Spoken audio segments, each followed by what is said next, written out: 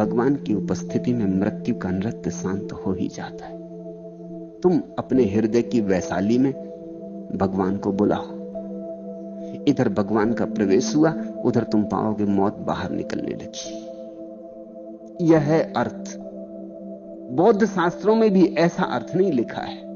वो यही मान के चलते हैं कि यह तथ्यगत बात है। मैं नहीं मानता कि यह तथ्यगत बात है। यह बड़ी महत्वपूर्ण बात है। तत्वगत है, तथ्यगत नहीं। इसमें तत्व तो बहुत है, लेकिन इसको फैक्ट और तथ्य मान के मत चलना, अन्यथा व्यर्थ के विवाद पैदा होते हैं कि ऐसा कैसे हो सकता है, महामारी कैसे दूर हो जाएगी। और कैसे दूर होगी? बुद्ध को खुद भी तो एक दिन मरना पड़ा। ये शरीर तो जाता ही है, बुद्ध का हो तो भी जाता है, बुद्ध जैसे प्यारे आदमी का शरीर हो तो भी जाता है। तो मौत बुद्ध की मौजूदगी में हट गई हो वैशाली से, ऐसा तो लगता नहीं, लेकिन किसी और गहरे तल पे बात सच है। जब भी कोई व्यक्ति भगवान को बुला ले आता है अपने हृदय में, तो मौत हट जाती। तुम्हें पहली दफा अमृत की प्रतीति होनी शुरू होती। भगवान की मौजूदगी में तुम्हारे भीतर पहली दफे वे स्वर उठते हैं जो शाश्वत के, एस धम्मो सनातनो। तुम्हें एक दृष्टि का नया आयाम खुलता हुआ मालूम पड़ता है। हमने देह के साथ अपने को एक समझ लिया है, तो हम मरण धर्मा हो गए। हम भूल ही गए हैं कि हम देह नहीं है, देह में जरूर है। हमें स्मरण नहीं रहा है कि हम मिट्टी के दिए नहीं हैं। मिट्टी के दिए में जलती हुई जो चिन्मय ज्योति है, वही है। तुम्हारे भीतर जो जागरण है, होश है, चैतन्य है, वही तुम हो। देह तो मंदिर है, तुम्हारा देवता भीतर विराजमान है। और देवता मंदिर नहीं है। देवता के हटते ही मंदिर कचरा हो जाएगा, यह भी सच है। मगर देवता के रहते मंदिर मंदिर है। जैसे ही तुम्हारी अंतर्दृष्टि बदलती, तुम्हें अपने साक्षी भाव का स्मरण आता, वैसे ही अमृत का प्रवेश होता है। तो मैं तो इसका ऐसा अर्थ करता हूं, तत्वगत। तथ्यगत मुझे चिंता नहीं है। मैं कोई ऐतिहासिक नहीं हूं और मेरे मन में तथ्यों का कोई बड़ा मूल्य नहीं है। मैं तथ्यों को हमेशा तत्वों की सेवा में लगा देता हूं। भगवान की उपस्थिति में मृत्यु का नंगा नृत्य धीरे धीरे शांत हो गया था। हो ही जाना चाहिए, हो ही जाता है। जैसे ही याद आनी शुरू होती कि मैं आत्मा हूं, कि मैं परमात्मा हूं, कि मेरे भीतर दिव्य ज्योति जल रही, वैसी ही देह की बात समाप्त हो गई। फिर जो तुम्हारे मां बाप से पैदा हुए तुम, वह तुम न रहे, तादात्म्य टूट गया। तुम तो वह हो गए जो सदा से हो। तुम्हारे मां बाप भी न थे, तब भी तुम थे। तुम्हारी देह मिट्टी में गिर जाएगी, फिर भी तुम रहोगे। उसकी जरा सी याद आती है, सब बदल जाता है। मृत्यु पर तो अमृत की ही विजय हो सकती है। और जिसको अमृत का उपलब्धि हो गई है, उसकी मौजूदगी में सरलता से घट जाता है। इसलिए सत्संग का बड़ा मूल्य है। महामारी तो सभी नगरियों में फैली है, सभी नगरियां वैशाली है। तुम भी छोटे मोटे नहीं हो, तुम भी एक बड़े नगर हो। एक एक व्यक्ति एक एक नगर है। हमारे पास जो शब्द है पुरुष, वो बहुत बहुमूल्य। पुरुष उसी से बना है जिससे पुर, नगर। पुरुष का मतलब होता है तुम एक पूरे नगर हो और तुम्हारे नगर में छिपा हुआ, बसा हुआ मालिक है पुरुष। वैज्ञानिकों से पूछो तो वो कहते हैं एक शरीर में कम से कम 7 करोड़ जीवाणु है। 7 करोड़। बंबई छोटी नगरी है, बंबई से समझो कि 14 गुने ज्यादा। एक शरीर में 7 करोड़ जीवाणु है, 7 करोड़ जीवन। उन सब के बीच में तुम बसे हो। नगर तो हो ही, वैशाली छोटी रही होगी, और इस नगर में जल्दी ही मौत आने वाली है, महामारी आने वाली है। उसके कदम तुम्हारी तरफ पड़ी रहे। इस बीच अगर तुम्हें कभी भी कहीं भी भगवत्ता का साथ मिल जाए, किसी भी ऐसे व्यक्ति का साथ मिल जाए जिसके भीतर घटना घट गई हो, तो उसकी मौजूदगी तुम्हें तुम्हारी गर्द से उठाने लगेगी। सिर्फ मौजूदगी। सत्संग का अर्थ होता है गुरु कुछ करता नहीं, करने का यहां कुछ है भी नहीं, किया कुछ जा भी नहीं सकता, लेकिन उसकी मौजूदगी, सिर्फ उसकी उपस्थिति, उसकी तरंगें तुम्हें सोते से जगाने लगती। तुमने देखा ना, कोई नाचता हो, तुम्हारे पैर में थाप पड़ने लगती। कोई हंसता हो, तुम्हारे भीतर हंसी फूटने लगती। कोई उदास हो, तुम्हारे भीतर उदासी घनी हो जाती। 10 आदमी उदास बैठे हों, तुम जब आए थे तो बड़े प्रसन्न थे, उनके पास बैठ जाओगे, उदास हो जाओगे। तुम बड़े उदास थे, 10 आदमी बड़े खिलखिला के हंसते थे, गपशप करते थे, तुम आए, तुम अपनी उदासी भूल गए, तुम भी हंसने लगे। किसी जागरूक पुरुष के सत्संग में जो उसके भीतर घटा है, वो तुम्हारे भीतर तरंगित होने लगता है। हम अलग अलग नहीं हैं, हम एक दूसरे से जुड़े हैं, हमारे तंतु एक दूसरे से गुथे हैं। अगर तुम किसी भी व्यक्ति के साथ हो जाओ तो जैसा वो व्यक्ति है वैसे तुम होने लगोगे। इसलिए अपने से छोटे व्यक्तियों का साथ मत खोजना। अक्सर हम खोजते हैं क्योंकि अपने से छोटे के साथ एक मजा है, क्योंकि हम बड़े मालूम होते। अपने से छोटे के साथ एक रस है, अहंकार की तृप्ति मिलती। दुनिया में लोग अपने से छोटे का साथ खोजते रहते, अपने से बड़े के साथ तो अड़चन होती। तुमने सुना ना, ऊंट जब हिमालय के पास पहुंचा तो उसे बड़ा दुख हुआ। उसने हिमालय की तरफ देखा ही नहीं, उसने रास्ता बदल के वापस अपने मरुस्थल में लौट आया। ऊंट को हिमालय के पास बड़ी पीड़ा होती, क्योंकि ऊंट को पहली दफा पता चलता है, अरे मैं कुछ भी नहीं। ऊंट को तो रेगिस्तान जमता है, जहां वो सब कुछ है, सबसे ऊंची चीज है। अक्सर ये होता है, ये मन की एक बहुत बुनियादी प्रक्रिया है कि हम अपने से छोटे को खोज लेते। ये रोज होता है, सब दिशाओं में होता है। राजनेता अपने से छोटे छोटे भाइयों को खोज लेते। अपने से छोटे लोगों पर ही अपने अहंकार को बसाया जा सकता है, और कोई उपाय नहीं। सत्संग का अर्थ है अपने से बड़े को खोजना, वो मन की प्रक्रिया के विपरीत जाना, वो ऊर्ध्वगमन है, वो मन का नियम तोड़ना है। क्योंकि अगर अपने से छोटे को खोजा तो तुम्हारा अहंकार मजबूत होगा, अपने से बड़े को खोजा तो तुम्हारा अहंकार विसर्जित होगा। अपने से बड़े को खोजा तो उसकी दूर जाती हुई किरणें तुम्हें भी दूर ले जाने लगेंगी। उसके भीतर हुआ प्रकाश तुम्हारे भीतर सोए प्रकाश को भी तिल मिला देगा। उसकी चोट तुम्हें जगाएगी, सिर्फ मौजूदगी। सत्संग अनूठा शब्द है, दुनिया की किसी भाषा में ऐसा कोई शब्द नहीं, क्योंकि दुनिया में कभी इस बात को ठीक से खोजा ही नहीं गया जैसा हमने इस देश में खोजा। सत्संग अनूठा शब्द है, इसका मतलब है सिर्फ उसके साथ हो जाना जिसे सत्य मिल गया हो, सिर्फ उसके पास हो जाना, बैठ जाना, चाहे चुप बैठे रहो तो भी चलेगा। उसके संग साथ हो लेना, उसके और अपने बीच की दीवारें गिरा देना, अपने ऊपर कोई रक्षा का इंतजाम न करना, अपने हृदय को खोल देना कि अब जो हो, उसकी तरंगों को अपने भीतर आने देना, उसकी स्वर लहरी को गूंजने देना। धीरे धीरे तुम उसमें डुबकी लगा लोगे। उसको अमृत मिला है, तुम्हें भी अमृत की तरफ पहले पहले अनुभव आने शुरू हो जाएंगे, झरोखा खुलेगा। मृत्यु पर तो अमृत की ही विजय हो सकती है। फिर जल भी बरसा, फिर वृक्षों में पत्ते आए, फिर फूल खिले जहां फूल खिलने बंद हो गए थे। जहां जीवन सूखा जा रहा था वहां नए पल्लव लगे। एक जीवन है बाहर का और एक जीवन है भीतर का। सत्संग की वर्षा हो जाए तो भीतर के जीवन में फूल आने शुरू होते। वे ही फूल वास्तविक फूल हैं, क्योंकि वे टिकेंगे, उनकी सुगंध सदा रहेगी।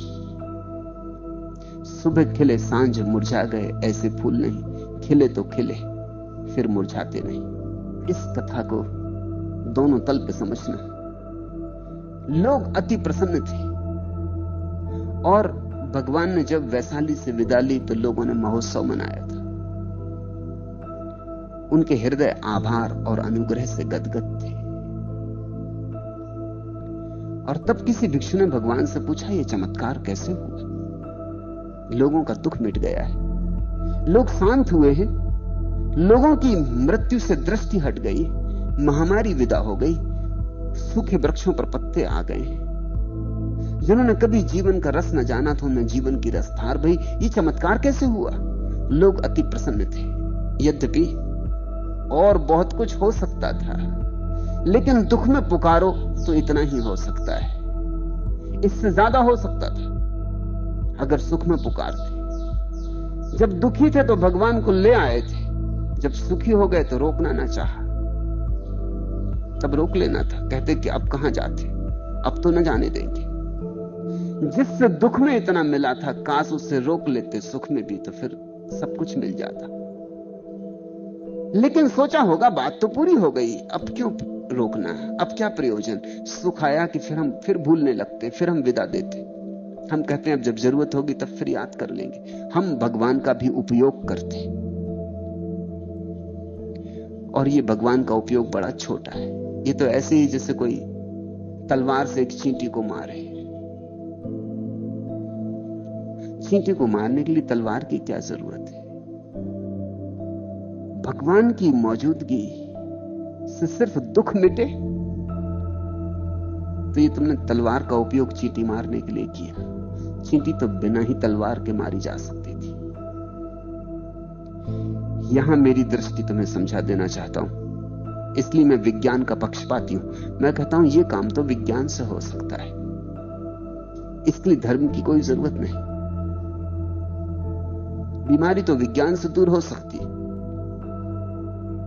दरिद्रता तो विज्ञान से दूर हो सकती है, विक्षिप्तता तो विज्ञान से दूर हो सकती है,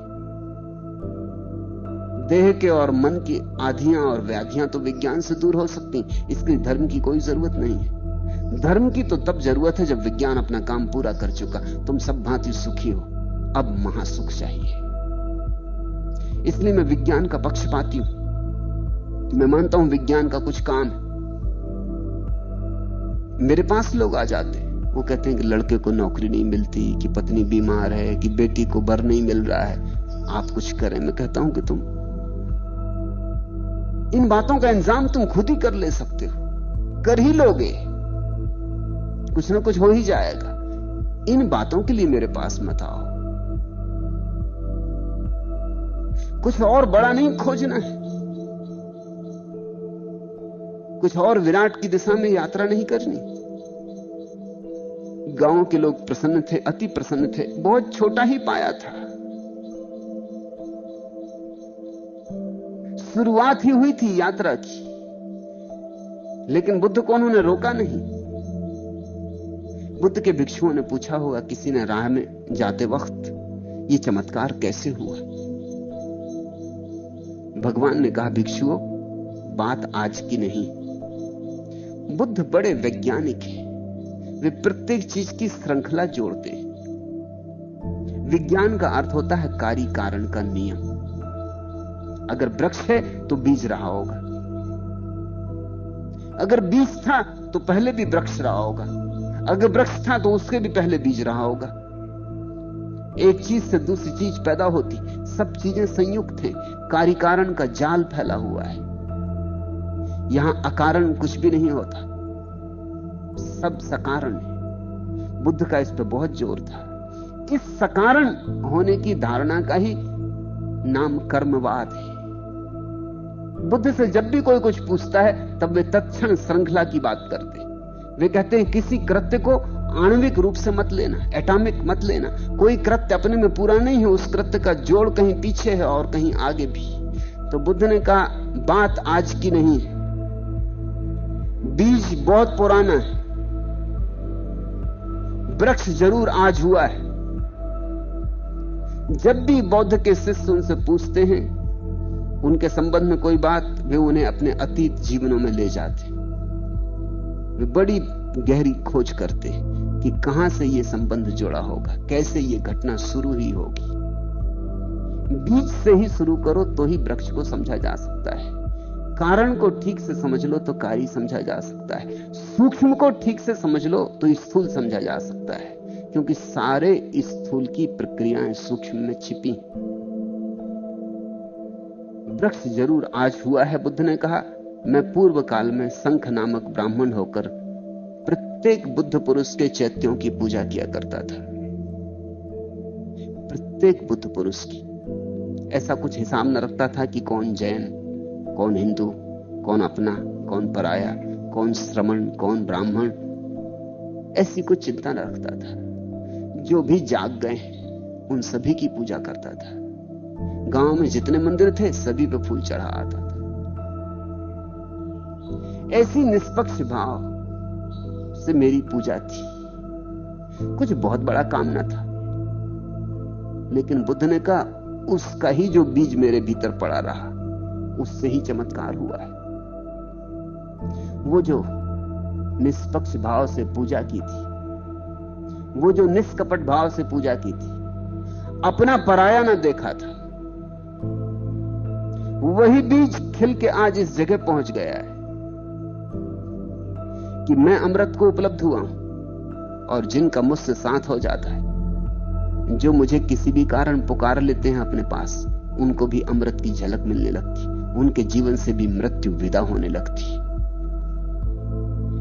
मैं प्रत्येक बुद्ध पुरुष के चैत्यों की पूजा किया करता था, और ये जो कुछ हुआ उसी के विपाक से हुआ है। जो उस दिन किया था वह तो अल्प था, अत्यल्प था, लेकिन उसका ऐसा महान फल हुआ है। बीज तो होते भी छोटे ही हैं, पर इससे पैदा हुए वृक्ष, छोटे से बीज से पैदा हुए वृक्ष आकाश के साथ होड़ लेते। थोड़ा सा त्याग भी, अल्प मात्र त्याग भी महासुख लाता है। कुछ बड़ा मैंने त्याग भी ना किया था उस जन्म में, इतना ही त्याग किया था, अपना पराया छोड़ दिया था। सभी जागृत पुरुषों को बेशर्त आदर दिया था। समझते हो, ये धार्मिक आदमी का लक्षण। छोटा मत समझना ऐसे। बुद्ध कितने ही कहें कि अल्प मात्र, ये छोटा नहीं है। तुम मस्जिद के सामने से ऐसे गुजर जाते हो जैसे मस्जिद है ही नहीं। तुम गुरुद्वारे के सामने से ऐसे निकल जाते हो जैसे गुरुद्वारा है ही नहीं। अगर तुम मुसलमान हो तो हिंदू का मंदिर तुम्हें दिखाई नहीं पड़ता। अगर तुम हिंदू हो तो जैन का मंदिर तुम्हें दिखाई नहीं पड़ता। ये धार्मिक होने का लक्षण न हुआ, ये तो राजनीति हुई। ये तो समूह और संप्रदाय और धारणा और सिद्धांत से बंधे होना हुआ। धार्मिक व्यक्ति तो जहां भी दिए जले, जिसके भी दिए जले, वे सभी दिए परमात्मा के। फिर नानक का दिया जला हो गुरुद्वारे में तो कोई फर्क नहीं पड़ता, वहां भी झुकाएगा। फिर राम का दिया जला हो राम के मंदिर में, वहां भी झुकाएगा। फिर कृष्ण का दिया हो वहां भी झुकाएगा। फिर मोहम्मद का दिया हो वहां भी झुकाएगा। धार्मिक व्यक्ति ने तो एक बात सीख ली है कि जब भी कहीं कोई दिया जलता है तो परमात्मा का ही दिया जलता है। बुझे दिए संसार के, जले दिए भगवान के। बुझे बुझो में भेद होगा, जले जलो में कोई भेद नहीं। बुझा दिया एक तरह का, दूसरा बुझा दिया दूसरे तरह का। मिट्टी अलग होगी, कोई चीनी का बना होगा, कोई लोहे का बना होगा, कोई सोने का बना होगा, कोई चांदी का बना होगा। स्वभावतः मिट्टी का दिया और चांदी के दिए में बड़ा फर्क है। लेकिन जब ज्योति जलेगी तो ज्योति कहीं चांदी की होती कि सोने की होती कि मिट्टी की होती? ज्योति तो सिर्फ ज्योति की होती। ज्योति को जो देखेगा उसको तो सभी जले दियों में एक ही ज्योति का निवास दिखाई पड़ेगा। एक ही सूरज उतर आया है, एक ही किरण प्रविष्ट हो गई है। इसको बुद्ध तो कहते हैं अल्प, लेकिन मैं न कहूंगा अल्प, क्योंकि यह अल्प भी हो नहीं रहा है। लोग सोच के जाते अपना मंदिर, अपना गुरु, अपना शास्त्र। दूसरे का मंदिर तो मंदिर ही नहीं, दूसरे के मंदिर में जाना तो पाप। ऐसे शास्त्र हैं इस देश में। जैन शास्त्रों में लिखा है, ऐसा ही हिंदू शास्त्रों में भी लिखा है कि अगर कोई पागल हाथी तुम्हें रास्ते पे मिल जाए, जैन शास्त्र कहते हैं, और तुम मरने की हालत में आ जाओ और पास में ही हिंदुओं का देवालय हो, तो हाथी के पैर के नीचे मर जाना बेहतर, लेकिन हिंदुओं के देवालय में शरण मत लेना। ऐसा ही हिंदू के शास्त्र भी कहते, ठीक यही का यही। पागल हाथी के पैर के नीचे दब के मर जाना बेहतर है, लेकिन जैन मंदिर में शरण मत लेना। अगर जैन मंदिर के पास से निकलते हो और जैन गुरु को समझा रहा हो तो अपने कानों में उंगलियां डाल लेना, सुनना मत। ये धार्मिक आदमी के लक्षण, तो फिर अधार्मिक के क्या लक्षण होंगे? बुद्ध कहते हैं कुछ और मेरी विशिष्टता न थी। जब मैं शंख नामक ब्राह्मण था किसी जन्म में, तो मेरी इतनी ही विशिष्टता थी, छोटी ही समझो, बीज मात्र, कि मैं सभी बुद्ध पुरुषों को नमस्कार करता था, सभी चैत्यों में जाता, सभी शिवालयों में जाता और प्रार्थना कराता था, पूजा कराता था। मैंने कोई भेदभाव ना रखा था। उस अभेद दृष्टि से ही धीरे धीरे बीज फैला। जो अभेद को देखेगा वो एक दिन अभेद को उपलब्ध हो जाएगा। जिसने मिट्टी के दियों का हिसाब रखा वो दियों में ही पड़ा रहेगा। जिसने ज्योति देखी वो एक दिन ज्योतिर्मय हो जाएगा। तुम जो देखते हो वही हो जाते हो। दृष्टि एक दिन तुम्हारे जीवन की सृष्टि हो जाती है। तो बुद्ध कहते हैं आज ये जो चमत्कार हुआ इसका बीज बड़ा छोटा है। अब समझना, मैंने इसलिए कहा कि दो तल पर यह कथा है। एक तल पर तो बुद्ध का आना महामारी से भरी हुई वैशाली में, वो एक तल है। फिर दूसरा तल है भिक्षुओं का बुद्ध से पूछना। बुद्ध कोई अवसर नहीं चूकते। उन्होंने अपने भिक्षुओं को भी संदेश दे दिया कि कैसा भाव होना चाहिए। अगर कभी तुम अमृत को उपलब्ध करना चाहते हो, मृत्यु के विजेता होना चाहते हो, वस्तुतः जिन होना चाहते हो, तो भेद मत करना। सभी बुद्ध पुरुष, सभी जागृत पुरुष एक ही सत्य को उपलब्ध हो गए। इस बीज को अपने भीतर जितने गहराई में डाल सको डाल देना। इसी से किसी दिन वृक्ष पैदा होगा, फूल लगेंगे। ठीक समय, ठीक अवसर पर तुम्हारे जीवन में वसंत आ जाएगा। तब न केवल तुम्हारे भीतर वसंत आएगा, तुम जहां से गुजर जाओगे वहां भी वसंत की हवा बहेगी। तुम जिनके साथ खड़े हो जाओगे उनके भीतर भी ज्योति पैदा होगी। तुम जिनको हाथ पकड़ लोगे उनका जीवन से छुटकारा होना शुरू हो जाएगा। तुम्हारा जो सहारा पकड़ लेंगे तुम उनके लिए नाव बन जाओगे। थोड़े सुख के परित्याग से यदि अधिक सुख का लाभ दिखाई दे तो धीर पुरुष अधिक सुख के ख्याल से अल्प सुख का त्याग कर दे। और बुद्ध ने कहा ये छोटा सा गणित याद रखो कि कभी कभी ऐसा होता है कि आज हमें लगता है कि इसमें खूब सुख है और हमें यह भी दिखाई पड़ता है कि अगर इसका त्याग कर दें तो कल अनंत गुना सुख हो सकता है। लेकिन वो कल होगा तो हम आज के ही सुख को पकड़ लेते, कल के अनंत गुने को छोड़ देते। इसलिए हम दीन रह जाते, दरिद्र रह जाते। समझो कि तुम्हारे पास मुट्ठी भर अन्न है, तुम आज खा लो उसे तो थोड़ा सा सुख मिलेगा। लेकिन अगर तुम इसे बो दो तो शायद 2-4 महीने प्रतीक्षा करनी पड़ेगी, लेकिन बड़ी फसल पैदा होगी। शायद साल भर के लायक भोजन पैदा हो जाए। तो बुद्ध कहते हैं बुद्धिमान कौन है? बुद्धिमान वह है जो अल्प को छोड़ के विराट को उपलब्ध करने में लगा रहता है, जो जीवन के आत्यंतिक गणित पर सदा ध्यान रखता है कि जो मैं कर रहा हूं इसका अंतिम फल क्या होगा। आज का ही सवाल नहीं है, इसका आत्यंतिक परिणाम क्या होगा। स्वभावतः उस दिन जब बुद्ध संघ नाम के ब्राह्मण थे, थोड़ी अड़चन हुई होगी। अगर जैनों के मंदिर में गए होंगे तो हिंदुओं ने कहा होगा तू वहां क्यों जाता, ब्राह्मण थे, कष्ट हुआ होगा। अगर हिंदुओं के मंदिर में गए होंगे तो जैनों ने कहा होगा कि तू तो हमारे मंदिर में आता, वहां क्यों जाता, कष्ट हुआ होगा। गांव में शायद पागल समझे जाते होंगे। तुम जरा सोचो कि तुम सब मंदिर मस्जिद में जाकर नमस्कार करने लगो, लोग समझेंगे दिमाग खराब हो गए। जिनका दिमाग खराब है वो समझेंगे कि तुम्हारा दिमाग खराब हो गया। कष्ट हुआ होगा, प्रतिष्ठा गंवाई होगी, लोगों ने पागल समझा होगा। लेकिन बुद्ध कहते हैं वो छोटा सा त्याग था। क्या फर्क पड़ता है कि लोगों ने पागल समझा? क्या फर्क पड़ता था अगर लोग समझते कि मैं पागल नहीं हूं? कुछ भी फर्क नहीं पड़ता था। लेकिन उसका जो परिणाम हुआ व्यापक है। जब गंगा पैदा होती तो बूंद बूंद पैदा होती, गोमुख से गिरती गंगोत्री, तुम अपनी मुट्ठी में संभाल ले सकते हो। फिर रोज बड़ी होती जाती, बड़ी होती जाती। जब गंगा सागर में गिरती है तुम विश्वास भी ना कर सकोगे कि ये वही गंगा है जो गोमुख से गिरती, जो गंगोत्री में बूंद बूंद टपकती, जिसको तुम मुट्ठी में बांध ले सकते थे। ये वही गंगा है, पहचान नहीं आती। बीज छोटा, वृक्ष बहुत बड़ा हो जाता।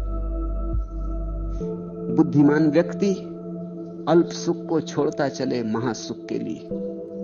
छोटे को न पकड़े, क्षुद्र को न पकड़े, विराट पर ध्यान रखे।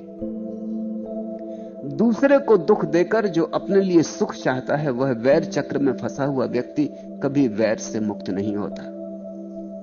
और बुद्ध ने कहा सुख तो सभी चाहते हैं, मगर सुख की चाह में एक बात ख्याल रखना, पहला तो सूत्र कहा, अल्प सुख को छोड़ देना महासुख के लिए। दूसरा सूत्र कहा, यह ख्याल रखना कि सुख तो चाहना, लेकिन दूसरे के दुख पर तुम्हारा सुख निर्भर ना हो। दूसरे के दुख पर आधारित सुख तुम्हें अंततः दुख में ही ले जाएगा, महादुख में ले जाएगा। हम जो जीवन में दुख भोग रहे हैं, वो हमने कभी ना कभी उन सुखों की आकांक्षा में पैदा कर लिए थे जिनके कारण हमें दूसरों को दुख देना पड़ा था। दूसरों के लिए खोदे गए गड्ढे एक दिन स्वयं को गिराते। मैं एक गांव में ठहरा हुआ था। उस रात उस गांव में एक बड़ी अनूठी घटना घट गई, फिर मैं उसे भूल ना सका। छोटा गांव, बस एक ही ट्रेन आती और एक ही ट्रेन जाती, तो 2 बार स्टेशन पे चहल पहल होती। आने वाली ट्रेन दिन को 12 बजे आती, जाने वाली ट्रेन रात को 2 बजे। स्टेशन पे भी कुछ ज्यादा लोग नहीं, एक स्टेशन मास्टर है, एक आध पोर्टर है, एक आध और आदमी क्लर्क है। कोई ज्यादा यात्री आते जाते भी नहीं। उस रात ऐसा हुआ कि एक आदमी रात की गाड़ी पकड़ने के लिए सांझ स्टेशन पे आया। वो बार बार अपने बैग में देख लेता था। स्टेशन मास्टर को संदेह हुआ, शक हुआ कि कुछ बड़ा धन लिए हुए। वो अपने बैग को भी दबाए था, एक क्षण को भी उसे छोड़ता नहीं था। आदमी देखने से भी धनी मालूम पड़ता था। रात 2 बजे ट्रेन जाएगी। मन में बुराई आई। उसने पोर्टर को बुला के कहा कि ऐसा कर, 2 बजे रात तक कहीं भी इसकी जरा भी झपकी लग जाए, और 8 बजे रात के बाद तो गांव में सन्नाटा हो जाता। गांव भी कोई 2 मील दूर। इसको खत्म करना है। पोर्टर ने कुल्हाड़ी ले ली और वो घूमता रहा कि ये कब सो जाए, मगर वो भी आदमी जागा रहा, जागा रहा, जागा रहा। पोर्टर को झपकी आ गई, और जब पोर्टर को झपकी आ गई तो वो आदमी जिस बेंच पे बैठा था उससे उठ के उसको नींद आने लगी थी, तो अपना बैग लेके वो टहलने लगा प्लेटफॉर्म पर। इस बीच स्टेशन मास्टर आके उस बेंच पर लेट गया जिस पे वो धनी लेटा था। पोर्टर की आंख खुली, देखा कि सो गया। उसने आके गर्दन अलग कर दी। स्टेशन मास्टर मारा गया। सुबह गांव में खबर आई। मैं उसे भूल नहीं सका उस घटना को। इंतजाम उसी ने किया था, मारा खुद ही गया। जीवन में करीब करीब ऐसा ही हो रहा है। जो दुख तुमने दूसरों को दिए हैं वो लौट आएंगे, जो सुख तुमने दूसरों को दिए हैं वो भी लौट आएंगे। दुख भी 1000 गुने होकर लौट आते हैं, सुख भी 1000 गुने होकर लौट आते हैं। इसलिए बुद्ध कहते हैं, दूसरा सूत्र याद रखना, सुख बन सके तो दे देना, अगर सुख न दे सको तो कम से कम दुख मत देना। दूसरों को दुख मत देना, अपना सुख ऐसा बनाना कि तुम पर ही निर्भर हो, दूसरे के दुख पर निर्भर ना हो। फर्क समझो। एक आदमी धन के इकट्ठे करने में सुख लेता है, निश्चित ही ये कई लोगों का धन छीनेगा। बिना धन छीने धन आएगा भी कहां से? धन बहुत बहुलता से है भी नहीं, न्यून है। धन ऐसा पड़ा भी नहीं चारों तरफ। जितने लोग हैं उनसे धन बहुत कम है, तो धन छीनेगा तो धन इकट्ठा कर पाएगा। ये आदमी दूसरों को दुख दिए बिना धनी ना हो सकेगा। और धन पाने से जो सुख मिलने वाला है 2 कौड़ी का है, और जितना दुख दिया है उसके जो दुष्परिणाम होंगे अनंत समय तक, उसकी जो प्रतिक्रियाएं होंगी वे बहुत भयंकर हैं। एक दूसरा आदमी ध्यान में सुख लेता है। ध्यान और धन में यही खूबी। ध्यान जब तुम करते हो तो तुम किसी का ध्यान नहीं छीनते, तुम्हारा ध्यान बढ़ता जाता है, किसी का ध्यान छीनता नहीं। तो बुद्ध कहेंगे, अगर ध्यान और धन में चुनना हो तो ध्यान चुनना। ये अप्रतियोगी है, इसकी किसी से कोई स्पर्धा नहीं है, और तुम्हारा आनंद बढ़ता जाएगा। और आश्चर्य की बात यह कि तुम जितने आनंदित होते जाओगे, अनायास तुम दूसरों को भी आनंद देने में सफल होने लगोगे, समर्थ होने लगोगे। जो है उसे हम बांटते हैं। दुखी आदमी दुख देता है, सुखी आदमी सुख देता है। देना ही पड़ेगा। जब फूल खिलेगा और गंध निकलेगी तो हवाओं में बहेगी। जब तुम्हारा ध्यान सघनीभूत होगा तो तुम्हारे चारों तरफ गंध उठेगी। सुख दोगे तो सुख मिलेगा। ऐसा सुख खोजना जो किसी के दुख पर आधारित ना होता हो, यही बुद्ध की मौलिक शिक्षा है। और फिर अल्प भी सुख मिले आज, अल्प भी शायद छोड़ना पड़े कल के महासुख के लिए, तो उसे भी छोड़ देना। अल्प मिले तो अल्प ले लेना, अल्प छोड़ना पड़े तो छोड़ देना, मगर एक ख्याल रखना, जीवन का पूरा विस्तार ख्याल रखना। चीजें एक दूसरे से संयुक्त हैं। अंतिम परिणाम क्या होगा उस पर ध्यान रहे, और ऐसा सुख कमाना जो तुम्हारा अपना हो, जिसके लिए दूसरे को दुखी नहीं करना पड़ता। अब एक आदमी को राजनेता बनना है तो उसे दूसरों को दुखी करना होगा। अब इंदिरा और मुरारजी दोनों साथ साथ सुखी नहीं हो सकते, इसका कोई उपाय नहीं, कोई ना कोई दुखी होगा। तो बुद्ध कहते हैं ऐसी दिशा में मत जाना जहां किसी को बिना दुखी के तुम सुखी हो ही ना सको। हजार और उपाय हैं जीवन में आनंदित होने के। अब एक आदमी बांसुरी बजाता हो तो इससे किसी का कुछ लेना देना नहीं, ये अपने एकांत में बैठ के बांसुरी बजा सकता है। एक आदमी नाचता हो, ये एकांत में नाच सकता है। एक आदमी ध्यान करता हो, ये एकांत में ध्यान कर सकता है। इसका किसी से कुछ लेना देना नहीं है। ऐसे सुख खोजना जो निजी है, और ऐसे बहुत सुख हैं जो निजी हैं। वस्तुतः वे ही सुख है, क्योंकि दूसरे को दुख के कैसे सुखी होगे, कैसे सुखी हो सकते हो? पूरे वक्त पीड़ा भीतर बनी रहेगी कि दूसरे को दुख दिया है। बदला आता होगा, प्रतिकार होकर रहेगा, दूसरा भी क्षमा तो नहीं कर देगा। इसलिए बुद्ध कहते हैं वैर चक्र पैदा हो जाता है, विशियस सर्किल पैदा हो जाता है, दुष्ट चक्र पैदा हो जाता है। तुम दूसरे को दुख देते हो, दूसरा तुम्हें दुख देने को आतुर हो जाता है। फिर इस श्रृंखला का कहीं कोई अंत नहीं। महासुख के लिए अल्प को छोड़ देना, बड़े के लिए छोटे को छोड़ देना, शाश्वत के लिए क्षणभंगुर को छोड़ देना, और ऐसा सुख खोजना जो तुम्हारा अपना हो, जिसके लिए दूसरे पर निर्भर नहीं होना पड़ता है। तब तुम स्वतंत्र हो गए। यही मुक्त जीवन की आधारशिला है।